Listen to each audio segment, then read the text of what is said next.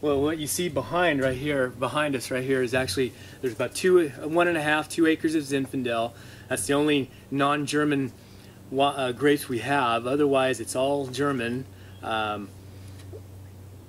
we have we have about 6 rows of the Pinot Noir Spätburgunder planted. And right next to that, there's about 2.5 rows of Riesling. So we're starting out real small amounts with that. Then we have 2 different areas where the dry rib is planted. Then we have some Gewürztraminer, about 5 rows of Gewürztraminer, 5 rows of Bacchus, some of these new ones we have, and then there's some Lemberger and Zweigelt, about a ½ acre of each there. And then we have a small German, what we call a German collection.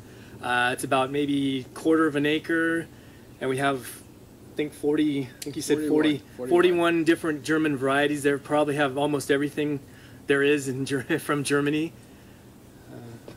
Well, actually, I would say that in Germany they have probably gone ahead of any other country as far as experimenting with grape variety, and they have many more than what we have. But as far as any common ones, we have the better known ones, some that are just slightly known, and some that most everybody, even familiar with German varieties, would kind of frown. I never heard of that before in my life, you know.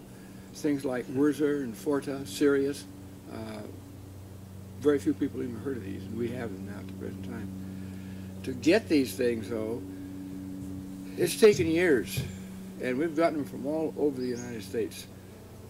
Actually, people don't realize it, but in the late 60s through the 70s and the early 80s, there were quite a few grapes brought over from Germany.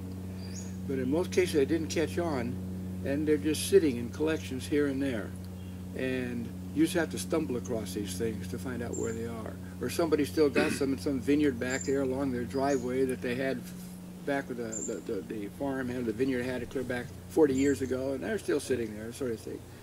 And it's just a case of stumbling across these things. It's taken years. We started probably back in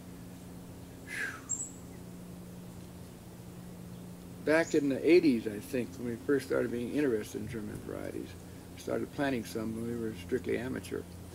And we've simply gone on from there. As Brett has mentioned, we now have 41 varieties.